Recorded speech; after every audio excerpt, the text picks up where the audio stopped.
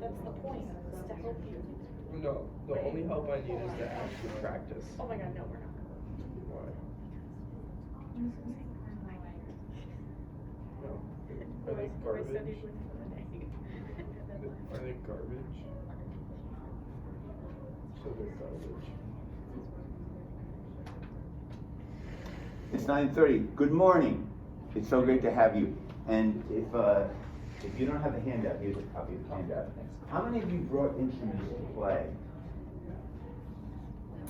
That's okay. That's okay, because I know I have one friend who you have an instrument? I have like 7 mouthpieces we can share. What instrument do you play? Trumpet. Okay, all right, okay. Well, I have a demonstration group, but first of all, it says on the sign outside that this session ends at 10 o'clock. How many of you want to leave at 10 o'clock? Don't answer that. It's supposed to go till 10:30, but if you have to leave because you thought it was only going to be a half hour, I won't be insulted. Play for your life. That's pretty scary. That's what I thought when my friend Roger Ames suggested that as a title for this workshop. But this is what I think of when I hear the words play for life.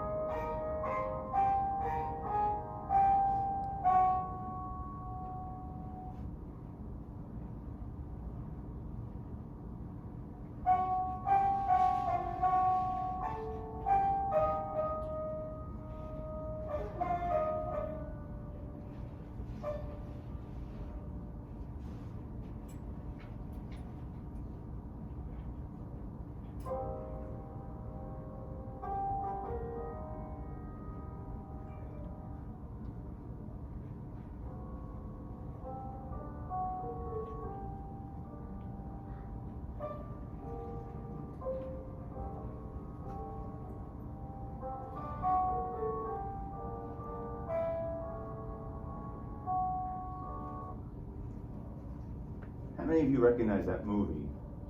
It's The Pianist with Adrian Brody. And in that scene, a Nazi officer finds a concert pianist, a Polish-Jewish concert pianist hiding out in a room. And he asks him what he did for a living, and he says, I'm a pianist. He says, play for me. And it's like his life depends on how he plays. And of course, the officer winds up bringing him food and keeping him in hiding because of how he. Well, that's not what this workshop is about. It's not as. It's a little bit more optimistic than that. When I think of playing for your life is that with chamber music, it's such an enjoyable process that you can do it for the rest of your life. Whereas most orchestral players, they think about that target when they're going to retire. A perfect example of playing for your life is about this 14-year-old boy named Frederick Ritter, who went to the high school that I teach at. Anybody missing the oh.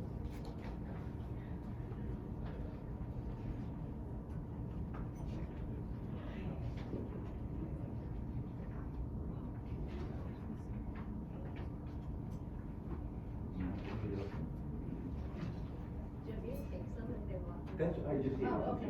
Thank you very much.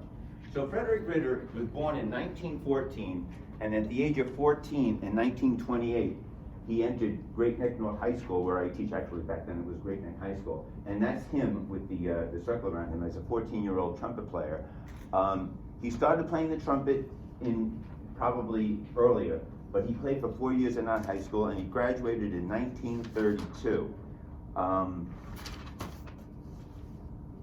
He continued while he was a student at Cornell, and then he gave up playing the trumpet for 50 years while he pursued a career in finance.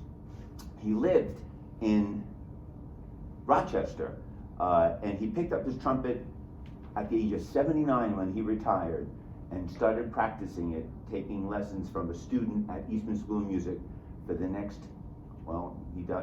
18 years. And actually, when I put this workshop on here in 2004, at the age of 90, he played in the workshop with me. He sounded pretty good for a 90-year-old. I mean, I just want to be breathing at that age. But anyway, so then in December of 2011, he passed away at the age of 97. And his wife, Mrs. Ritter, who he was married to for 65 years, told me to tell my students Fred was practicing his trumpet every day until 3 weeks before he died. He became very weak, was unable to do anything but sleep. At his funeral, he had a student from Eastman.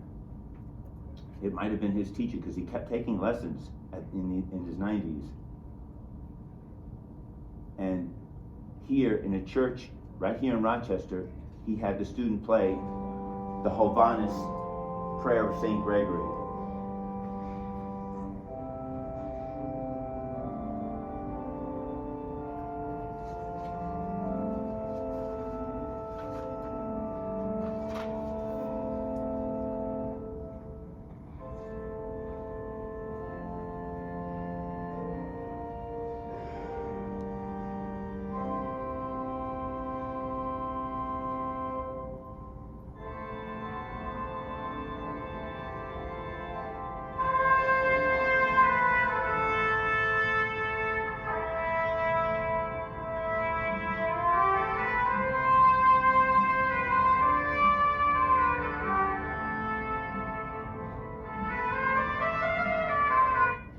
How many of you know that piece? Okay, oh, of course. You know what the level is in the NYSSMA manual? Level 4. Yeah, and it's a hard piece because it's so exposed. Anyway, I don't know if you can tell, you probably can't, but on the altar of this church was Fred's trumpet that he played in 1928 at North High School. That's how much music meant to him. How many of you have played chamber music before? Great. Okay, so you understand how enticing the whole idea is. Frank Zappa actually said, how many of you heard of Frank Zappa? Okay, Frank Zappa said, playing music with other people can be more intimate than any other activity. The turn-taking and accommodation involved call for great amounts of empathy and generosity. The New York Times did a survey about 20 years ago on job satisfaction versus job dissatisfaction. And it turned out that the most dissatisfying job was either being an orchestral musician or a nurse. But the most satisfying job was being an airline pilot or someone who played chamber music. So there you go.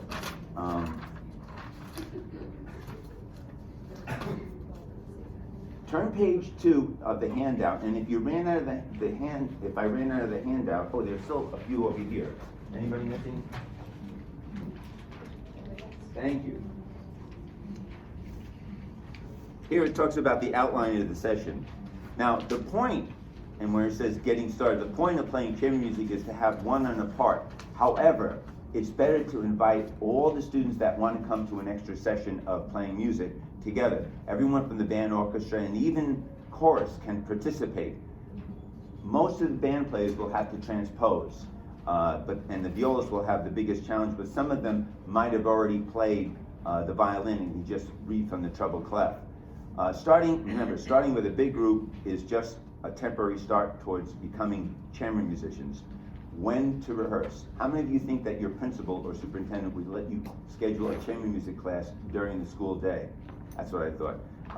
So you have to go for the students in the morning. I have my students come at 7:15 in the morning, and they're not always on time, but they do show up, and you'll see some of them on the demonstrations. Okay, put down your baton, because now it's time to play with them and maybe have a student conduct.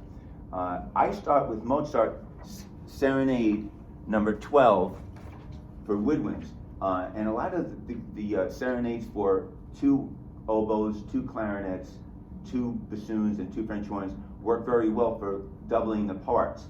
Now, Mozart also re-orchestrated that very same piece so that it's a string quintet for 2 violins, 2 violas, and cello. So in this piece, no one has to transpose, because even the parts have E-flat saxophone, E-flat horn parts, so that the saxophone players don't even have to transpose. And trumpeters and baritone horn players, if you look at page 5, you'll see that when it's really tricky to do those Alberti bass sections that lie very well on the clarinet, but on the trumpet it's pretty cumbersome, so that you can just play them as quarter notes or eighth notes, using the lowest notes of the figures. Pianists can play from the score, and this will also increase the opportunity for, if you get enough pianists, to put them into piano four-hand chamber music when we get to talking about some of the other combinations. I know when I was in college, if I wanted to get a date with a pretty girl, I would ask her if she wanted to play four-hand piano, and then I would play the bass part, and I'd try to get my pinky to hook onto hers and see how that would get me. Okay, so here's an example of the Mozart Serenade, that if you have time at the end, if there are enough players that have their instruments, I have parts. The parts are always also online, so that if you email me, I'll be happy to send you the parts so that you can do this with your students or with your friends. Here is Mozart Serenade number 12, and as you can see, this is my room at Great Neck North High School, and there are 2 cameras that get set up in the room. In fact, yesterday I told the students, I said, well, I'm out. Our sub is going to be here, and the students know how to run the class, and I said, this is going to be recorded. And when I look at the recording, when I'm in my hotel room on Friday night, if I don't like what I see, I'm going to send the recording to your parents and say, look what your child did, and I'm going to call them up on the home phone, not the cell phone, the home phone, even if it's 2 o'clock in the morning. Well, I watched 2 of the classes last night, and they were very good. Anyway, here is the Mozart Serenade with, this is where the student conducted.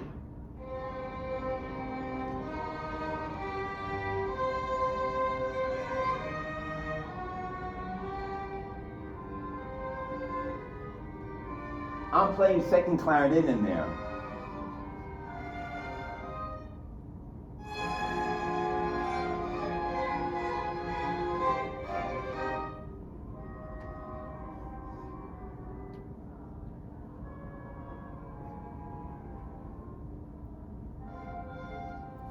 Okay, the next piece is the Dvorak Serenade for sort of the same combination. It's 2 oboes, 2 clarinets, 2 bassoons, what else?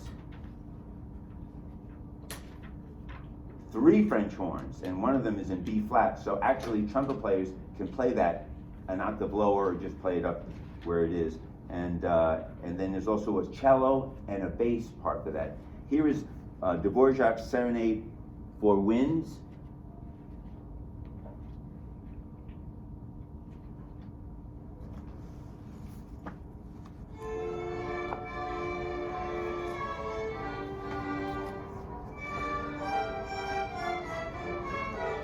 Music cover.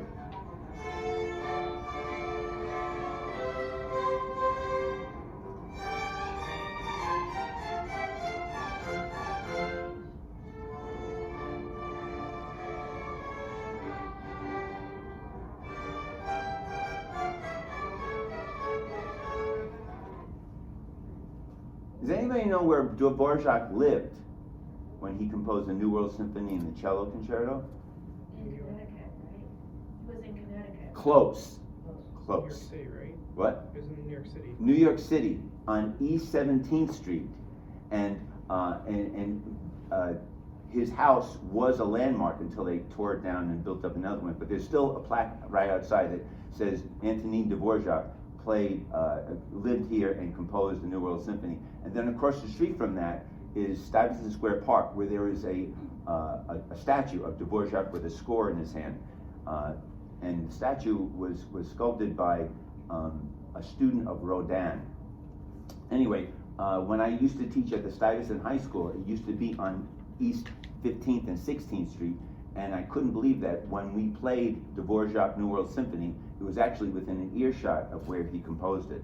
The next piece on the schedule is the Ein kleine Nacht music, and you all know this. In fact, how many of you have it as a cell phone ring on your cell phone? Okay, and here's Ein kleine Nacht music. Now in this one, it's just strings, but the clarinet players can read from the viola parts. And how can the clarinet players read from the viola parts? Well, if a clarinet player or a trumpet player who's reading an instrument in B flat looks at it like it's the bass clef, you read it up an octave and then it works out perfectly. Anyway, I transposed it for my students just in case. Another part that the clarinets can play is the second violin part by just transposing it up a step or reading the alto clef. Why the second violin part? Because most violinists want to play the first violin part. Okay, here is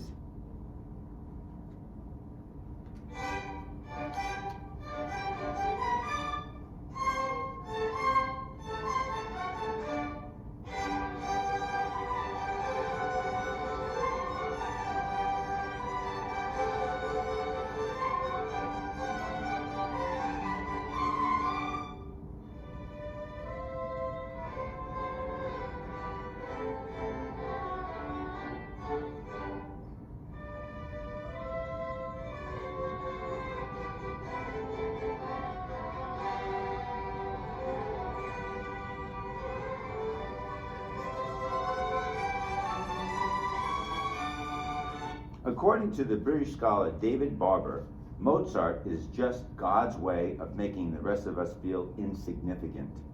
Whenever you have just composed a piece of music and you think it's particularly good, it's humbling to think that Mozart probably wrote a better one when he was 9 years old. Little Wolfgang did not start out being particularly remarkable. In fact, for the first 3 years, he was quite ordinary.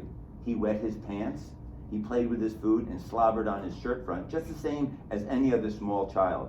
Until he was nearly 4, he was a complete slacker. He didn't compose a note of music and hardly played the harpsichord at all. But by age 5, he rolled up his shirt sleeves and got down to some serious work. He became a whiz at the keyboard and began composing simple pieces.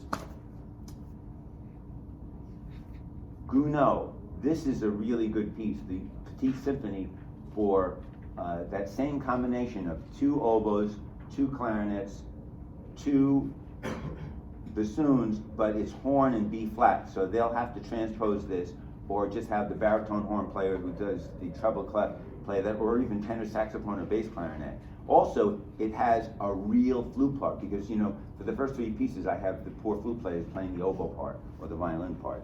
But here is the Petite Symphony of Gounod. This is a hard piece because it starts out really slow and then it goes twice as fast. So it's really hard to do without a conductor. But this kid, Kaming, do you know Kaming Zhang?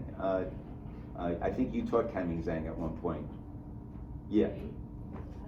Probably when he played the saxophone. Probably. Yeah. Okay. So anyway, he's the conductor for this.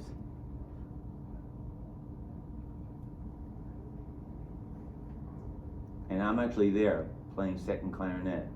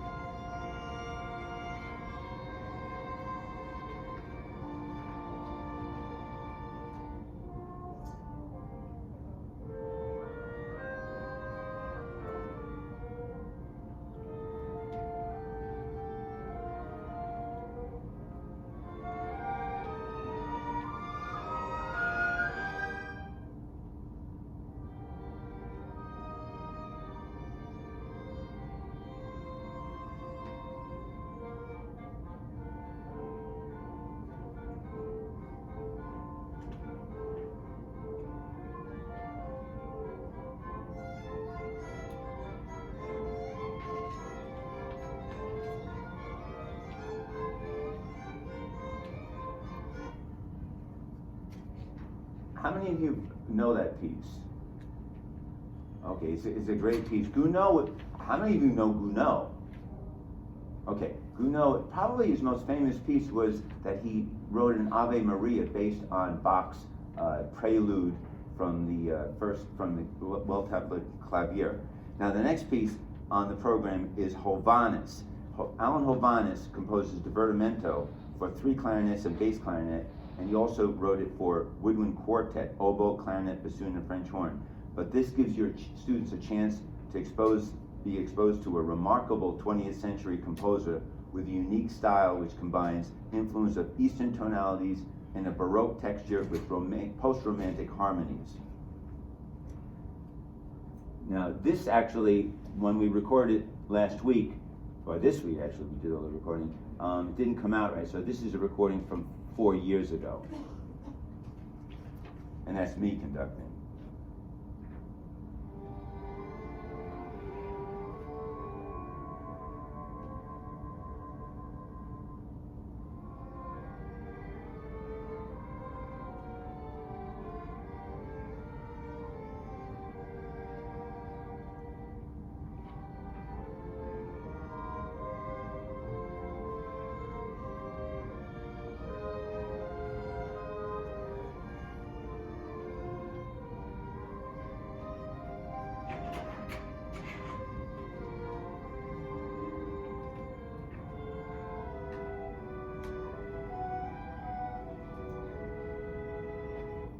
Anybody know where Hovhannes was born?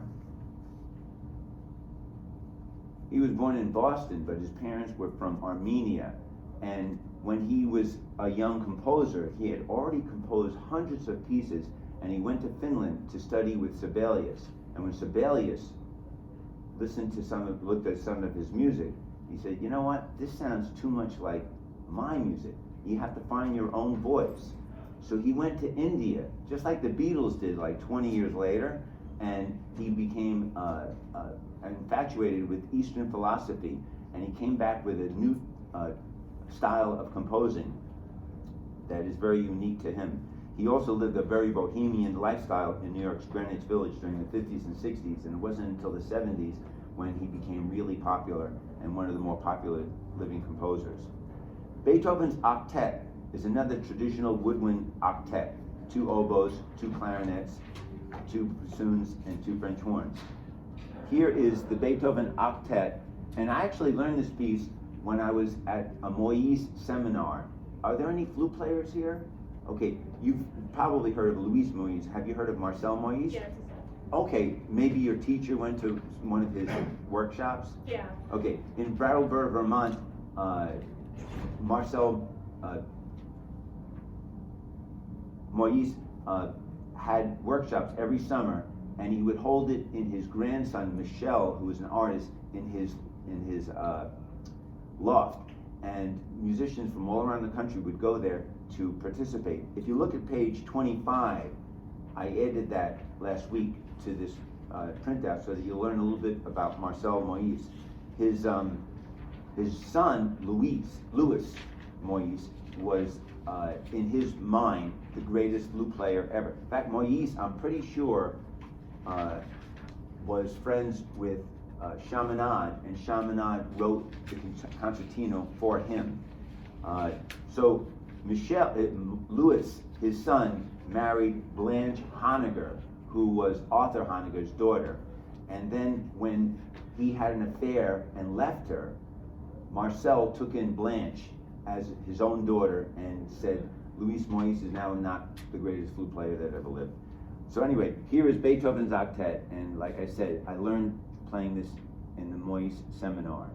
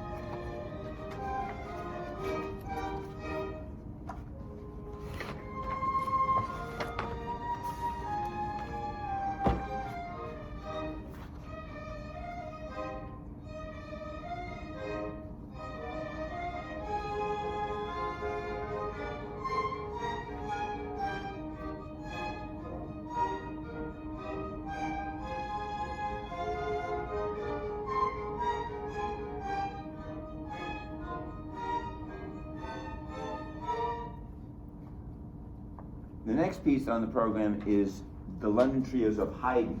Now, flute players know this for 2 flutes and cello.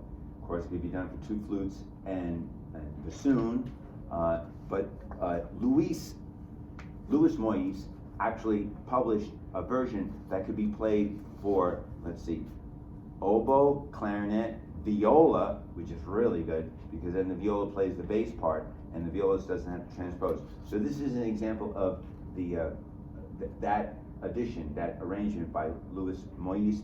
And again, you can have the whole group play it so that it sounds, a little, have quadruple parts, but it's still something that will get them interested if they want to do the real combination of 2 flutes and cello.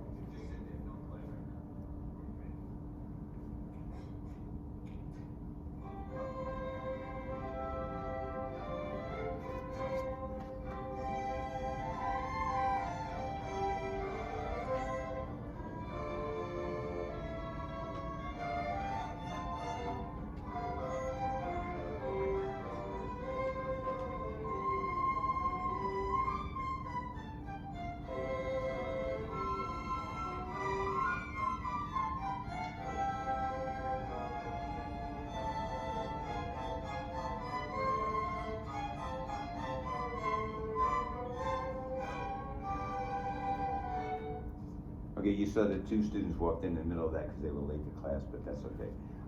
Now, on the next piece on the program, it's Mendelssohn Octet. Now, finally, it's, besides the Klein Knock music, but the Mendelssohn Octet is a great piece for strings. How do you get wind players to do it? Well, the flute and oboes, yes? But these videos you're playing, are they morning rehearsals? Okay, that's a really good question. In my school, I have 4 classes: 9th grade orchestra, which is just strings; 9th grade band, which is just band; and then the symphonic band, which is 10, 11, and 12; and then the symphony orchestra, which is 10, 11, 12, just string players. But they're invited to be in the chamber music class if they're registered for one of those other classes where we work on technique and repertoire. So in the chamber music class, they come at 7:15 in the morning, maybe 7:25, so, and then for 45 minutes we read through these pieces for the first couple of weeks of school so that they get to know, and that gives me an idea of how to put them into smaller groups, which I'm going to get to. But these students, they are working on chamber groups now, but I asked them to come back and do these so that I can show them in case we didn't have enough people to play.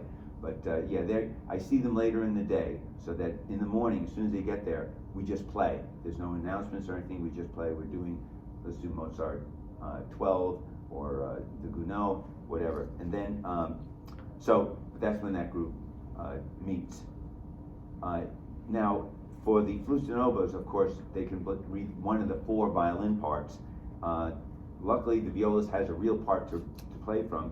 And now the clarinet can choose the violin or the viola to transpose, and the French horns actually read the soprano clef and reading it down a third. The trumpets should probably just tacit or maybe wail on Flight of the Bumblebee. But if you go to page 8 in the handout and 9, page 8 tells you what to do with the instruments that you have on hand, and then page 9 is a guide to learning to read different clefs to help with transposing.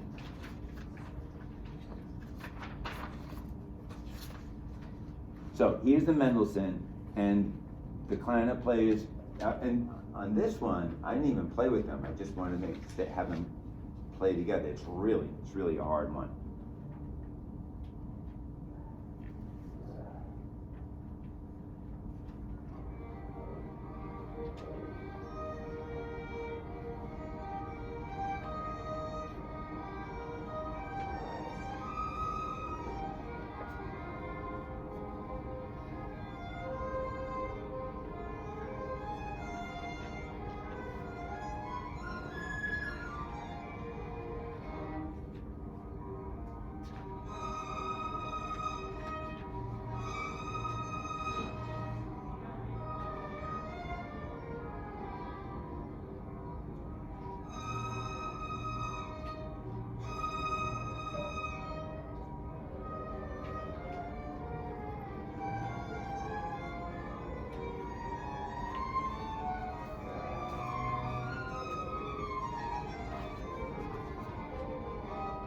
Okay, you can see that's a hard piece to do, but it's a great piece that a couple of years ago we went through the whole last movement.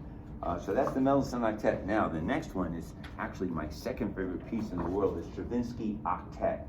This is for a very unusual combination. It's just one flute and one clarinet, but two bassoons, two trumpets, and two trombones, no horns. Now, that's really hard. I did it once in my 38 years of teaching. It's really hard. But what for this, I have the students. We just work on from rehearsal number 6 to number 8, and I write out the trumpet parts for the clarinets, because one is trumpet in A. So actually, that student can play the A clarinet. And then the trumpet in C, I write it out for the clarinet, so it's just reading it up a step. But those parts are really important. If you don't have, usually trumpet players don't play in the chamber music class, but it's great that you're here, because one of these days we're going to do the septet by Saint-Saëns, right? Okay. So in this is really hard, and what I do, I had them conduct and sing their part, because it changes back and forth from 5/8 to 3/8 to 2/4 to 3/4, and I wish he wouldn't do that. But anyway, here is Stravinsky's Octet, and it's really hard to keep it together, but just 1 second.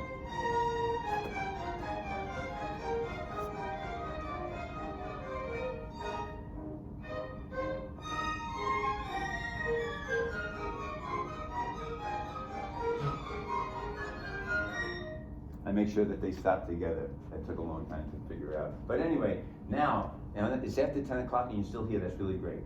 I'm going to give you a very simple and short history of audiences. Okay, to hear all Beethoven's 9 symphonies in his day was an unusual feat. Today, we can sit down and listen to a full CD set, or better yet, put it on our iPod and listen anytime. Were they meant to be heard that often? Did Beethoven ever conceive of anyone being able to hear his music over and over again? Especially on QXR in New York City. What did audiences want to hear in the 1600s? They wanted to hear madrigals and canzonas and canons and ricercares, etc. I'm going to close this door so that, because the demonstration I'm going to do on the piano really needs as close to silence as we can. So, what did the audiences want to hear in 1820? They wanted to hear piano sonatas, string quartets, symphonies. They did not want to hear, oh no, I jumped ahead. 725, what did they want to hear in 1725? They wanted to hear operas, concerti, trio sonatas, and they did not really want to hear madrigals and canzonas from 100 years before. How about in 1820? They wanted to hear piano sonatas, string quartets, symphonies. They did not want to hear music of the Baroque, especially music composed 100 years before. What do they want to hear in 1875? The latest Wagnerian opera, the latest Brahms symphony, the latest Tchaikovsky ballet, the latest Donizetti opera. They were not interested in music that was composed even 50 years earlier. But what do they want to hear in 1925? Not the latest Stravinsky chamber piece, not the latest Schoenberg orchestral piece, not the latest Bartok string quartet. They wanted to hear Tchaikovsky and Brahms. Why did they want old music? Because contemporary music lacked a tonal center. I don't know if anybody here remembers the cartoon with Daffy Duck and Bugs Bunny. Some people not. Okay, so Daffy Duck wants to kill the rabbit, and he puts a xylophone in the middle of the woods with a stick of dynamite under the C key. Actually, this one. And he puts on a music stand the music to this song.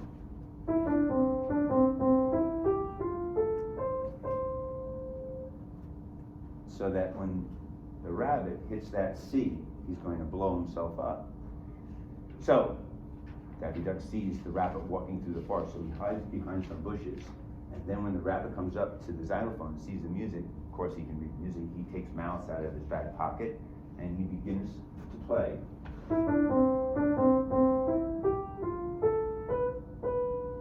And duck says, no, you hit a wrong note. Do that again. The rabbit goes.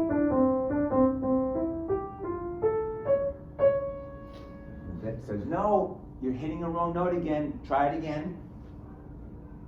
The rabbit knows what's going to happen if he hits the right note. He sees a stick of dynamite. And the duck says, no, you stupid rabbit. He pushes him off the side. Don't you know it goes like this? And he blows himself up. The idea is that the tonality is so strong that this duck is willing to kill himself just to do it. Now, the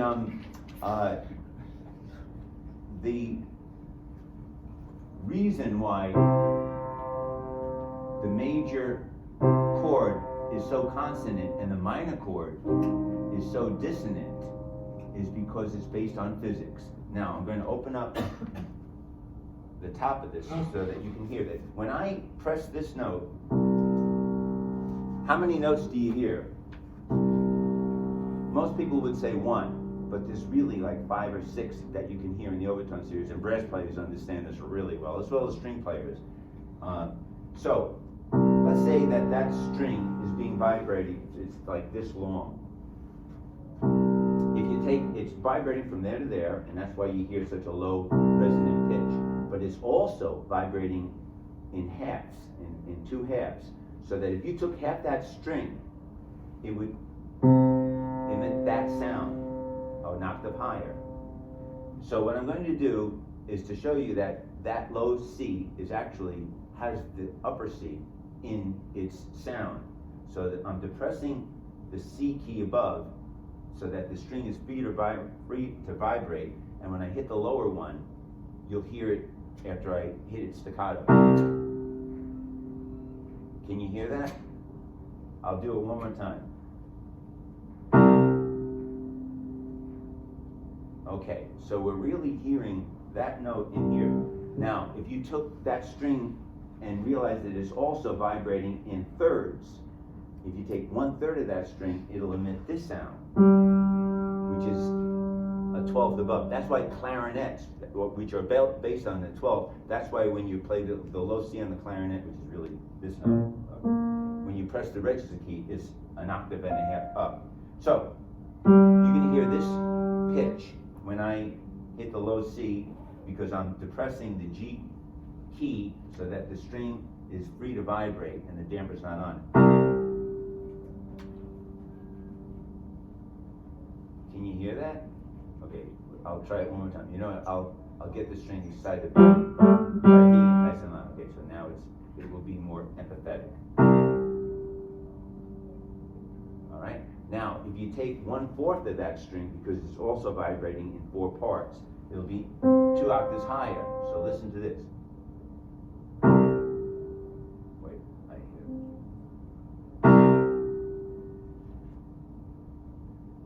it. That one's hard to hear. On a grand piano, you can hear better. Now, in fifths, which is really the 6th partial, you finally get the major third, 2 octaves above, 2.5 octaves above. So listen for this one. I hope that you can hear it. That's the pitch that you'll hear. Okay? I actually heard that G too. Listen. There's actually 2 of them. So what I'm going to do now is depress all those keys so that when I hit the lowest note, this is what we really hear when we hear a low resonant note. See, it's the major chord. Now, I'm going to show you that if I hit a C sharp, nothing happens. Or a B, but the C. Okay, so that's why we like to hear major, and when we play minor, because that E flat is dissonant with what we hear. That's why minor is always so sad.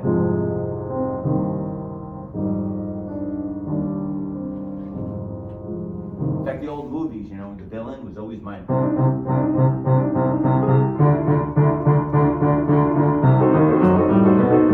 And that poor woman that he kidnaps, and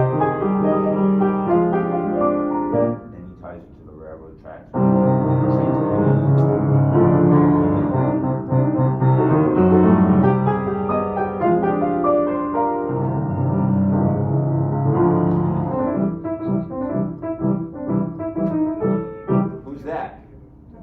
Yes, the hero, and he's in the minor, the major key, so that's major minor. So that's why we have such a difficult time hearing 20th century music, because our ears want to hear that tonal center and consonant harmonies.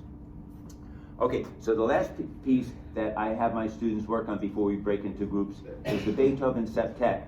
Now this has no flute, no oboe, just a clarinet, a bassoon, a French horn, and then a string quintet, but only one violin. So this is right after the slow introduction where the exposition starts in the first movement.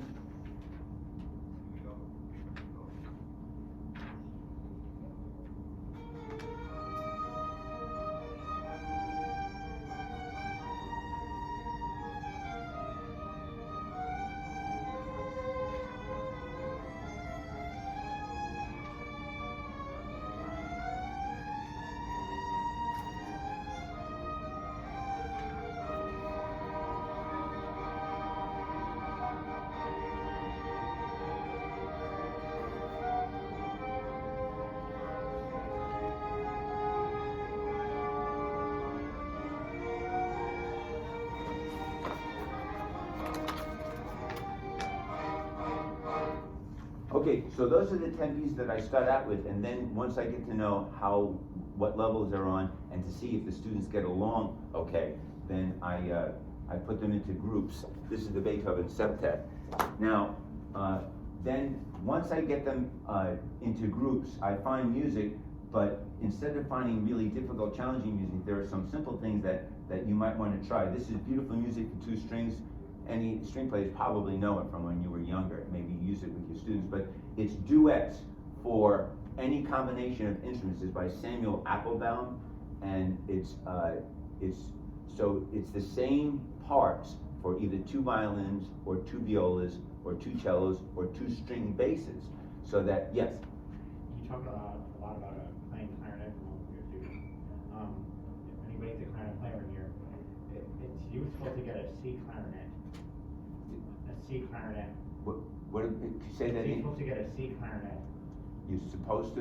It's useful to get a C clarinet. Oh, do they still really sell those? Yes, Buffet has a 9th E11. Oh, that's really good. Yeah, and you don't have to transpose it all, you can just play it right on the spot. Okay, that's really good to know. Although I'm sort of sadistic and I make the students transpose anyway, but it's good to know that. For the teacher. Yeah, okay, well, yeah, that's good. Yeah, that is good. Thank you for sharing that. Now, but the other thing about the same Applebaum is that, like, if you have a violin and a viola, instead of doing the Mozart, which is really hard, and there are some other pieces, you can just have them do the simple piece, because it's in 2 volumes. There's volume 1, which is really easy, volume 2, which is a little bit more advanced. But what do you do when you have a violist that's dating a bass player? Well, you give them the music and you put them in a practice room, but make sure that you have a chaperone in there, because you don't want to have any problems. Okay, then the other thing is that for woodwind players, Jaime Waxman came out with some really good arrangements for woodwinds and their different combinations. This one is for flute, oboe, or second flute, and clarinet. And again, it's easy to medium, and you just have to buy maybe 2 or 3 of them so that they don't all share one music stand. Now, Sessions. This is by Livingston Gerhardt and Elizabeth Green. How many of you have heard of Elizabeth Green? She was known as Ma Green. Probably, she wrote a great Bowings book, but anyway, so she did this for strings. They have string, this is clarinet sessions, but they have it for flute sessions, they have it for trumpet sections, they have it for fiddle sessions, and even bass clef sessions. Okay, now, how many of you teach or are percussionists? You're percussionists. Have you heard of Murray Huliff? Yeah. Okay, great. Murray Huliff was actually a student teacher when I was in high school, a long time ago. But we had, if you look in the NYSSMA manual, it's like every other piece composed is by Murray Huliff. because he thought that in order to get the percussionists more involved, they should play chamber music. Because let's face it, how many of you are band directors? Okay, when you're a band director and you come into the room and you notice that something is missing or broken, you always think it's one of the drummers, right? So this gets them so that they participate more fully when they know that they're, if you excuse them from class and go into a practice room with any one of Murray Houlis, because he's got pieces for 2, 3, 4, any combination from level 1 all the way through level 6. Okay, now, strange combinations. There's a strange combination that I know, 2 pieces. Where is it? The Fanfare for the Common Man, the combination for that, because that's really a chamber piece, is for 3 trumpets, 3 trombones, 4 horns, tuba, and 2 percussionists. But Karl Husa, anybody ever hear of Karl Husa? Okay, Karl Husa wrote a piece called Divertimento for the same combination. So it's actually easier than, part of it is easier, some of it gets really hard, but I think it's in 4 movements. And the first movement is not that hard at all. Husa was so innovative in using old Czech themes and Slavic themes in a 20th century style. He used to live not too far away from here in Ithaca. In fact, in 1970, right after he wrote Music for Prague, it was played at the All-State Conference by the All-State Band. And William Ravelli, anybody ever hear of that name? William Ravelli, he was a tyrant.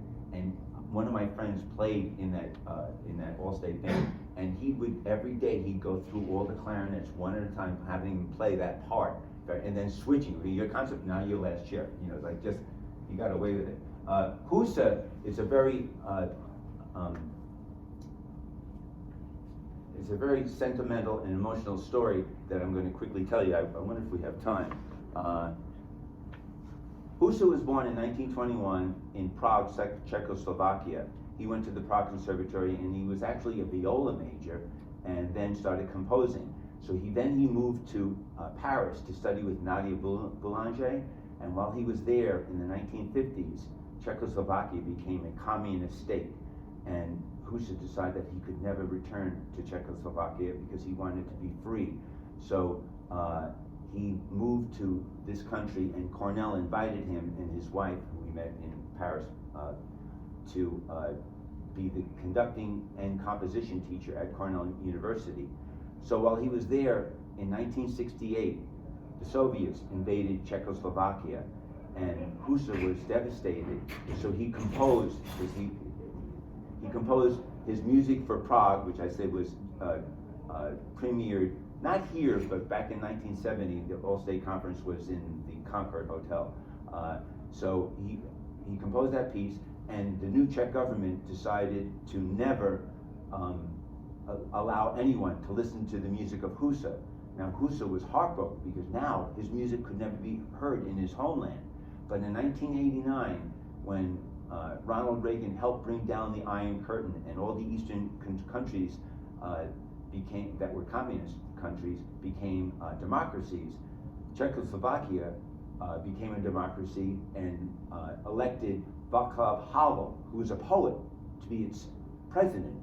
And Václav Havel knew Karl Husa, knew what he had gone through, so he invited Husa and his family to come back to Prague in 1990 for Karl Husa to conduct the Prague Symphony Orchestra in his Music for Prague. And since then, Husa became a national hero in Czechoslovakia. And I stayed in touch with Husa because my teacher, Larry Sobel, anybody ever hear of Larry Sobel? Okay, Larry Sobel became friends with Husa when he was very young and Husa was still young. So I got to meet Husa and I stayed in touch with him. And whenever we would do one of Husa's pieces, I would send the MP3 to Husa and he would listen to it, comment it, and then I'd tell the students what Husa said. It was like having the composer right there at our concert. Well, 3 years ago, we were planning to do Music for Prague at our winter concert, and I had been in touch with Husa. The students were all excited that the composer was going to hear their performance, and when I sent them the MP3, and 3 days before the concert, I was rehearsing Music for Prague after school with the band on the stage, and I had my cell phone on the music stand because I couldn't see the clock that was behind me in the auditorium. And while we're playing Music for Prague, the phone lit up, and it was a text from my wife saying, "Daniel, our son just told me that Husa died yesterday." And I just stopped. I told the students that Husa died the day before, and we were just stunned. So I said, "Let's pack up and go upstairs to the room, put away our instruments." So they did, and when they didn't leave the room, they just were standing there in shock. And I said, "You know what? I know that the composer's not going to hear your performance on Thursday night, but just know this: the composer died knowing that teenagers were going to play his music, and his music was going to live on." And at that concert, my wife, who really does not like the music of Husa because it's so dissonant, she said that that was the best performance she ever heard of my students because they knew that they were playing for the memory of Husa. I sent the MP3 to his daughter, who really appreciated it. So anyway, that's my story of Karl Husa. So some of the other, if you go to page 4, you'll see that there are other sources for chamber music, especially the NYSSMA manual. What do you do when the NYSSMA manual is out of print and you have to get the new one? You know what I do? I keep it in the car because I live in Manhattan and I teach on Long Island. Sometimes the expressway is like a parking lot. So I just take out the NYSSMA manual and you look to see, you know, different combinations that I might be able to try. That's what I do with the NYSSMA manual when it's out of print. The education department at the Chamber Music Society of Lincoln Center is another great source for chamber music, and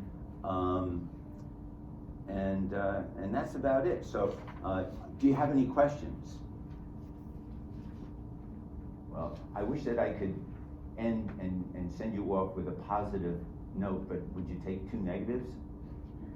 Okay, here's a joke. Okay, a violist is the first one at a rehearsal. The orchestra's on tour, and he sees the contractor go up to the concertmaster who shows up and says, "I don't know what we're going to do. The composer has food poisoning. We can't have the concert tonight." So the viola says, "Oh wait, I know the score. I can conduct the whole concert. Really, let me do it." So the concertmaster says, "All right." So that night, the violist comes out and he conducts the orchestra in a program, and it sounds great. And the violist is so proud. The next day, they're in a different town, and the conductor's better, so the conductor is conducting the concert. So at the concert, when the violist goes to sit in his last chair in the viola section, his stand partner turns to him and says, "Where were you last night?"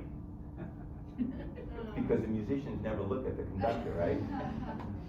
Okay, that's one good negative note. Okay, another negative note is the orchestra's on tour, and they're doing Lieutenant Kiji. Now, Lieutenant Kiji has a saxophone part, but the conductor says to the contractor, "Oh my God, we're doing Kiji, and we don't have a saxophone player with us." The contractor says, "Don't worry, I'll get on the phone, I'll find you a saxophone player." And so he does, and the conductor says, "Did you find a good one?" "Yeah, he knows Kiji, but he's a jazz player." "Oh, no, I don't want a jazz player." "Why not?" "Well, first of all, they're always late, they don't know how to dress, and they're always playing something else in the score, and they're always calling in subs for the rehearsal. They just show up to the concert."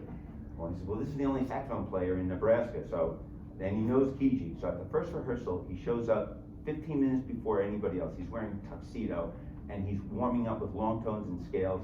And then when he plays his solo, it's beautiful, and the conductor is just amazed. The next day at the rehearsal, he does the same thing. And then right before the concert, that afternoon, the concert that night, he says, "I just wanted to tell the orchestra that I was biased against jazz players because of their reputations, but I just want to say that this guy really changed my mind."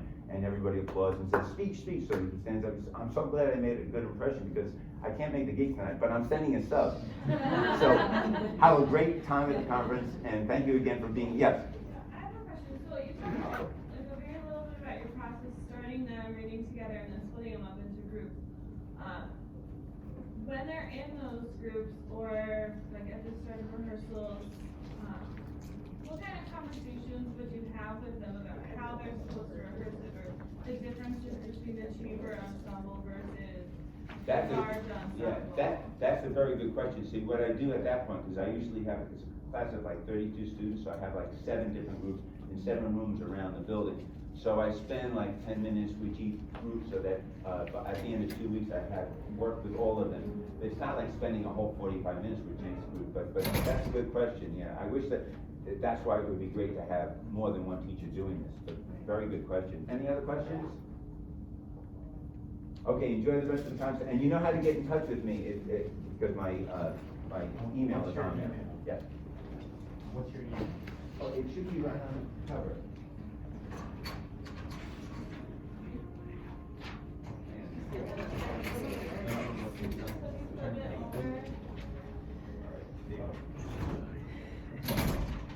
My cell phone number. Oh, I got some pictures. Thank you so much. And I wasn't Jackie. texting, I was just putting them together. I would have reception, I'll text them to you. Okay, all right, okay, thank you so much, Jackie. All right. Have you been in this before, the workshop? I went to, we'll let you know. No, Mom, this No, one. I never This is the have. first, oh, good. Where do you teach? Thank you. I teach a grade. Oh, We're colleagues. I saw you. You went to Hofstra. Oh, yeah. I saw you some of your classes. Oh, you observed? Yeah. Oh, good. Good to see you, I'm Ken. teaching in New York City. Oh, great, where? Queens, from Cook Boulevard. That's fantastic, Oh, yeah, sure. Good job, Joe. Thank you, Eric. Thank you so much. Thank you. Oh, yeah, right. Okay, take it easy, Jackie. All right, Good thank to you. see Joe, Okay. always inspiring. Oh, thank you, Eric, thank you. Take care, man. You too. Yeah, I remember seeing your classes at Great Neck.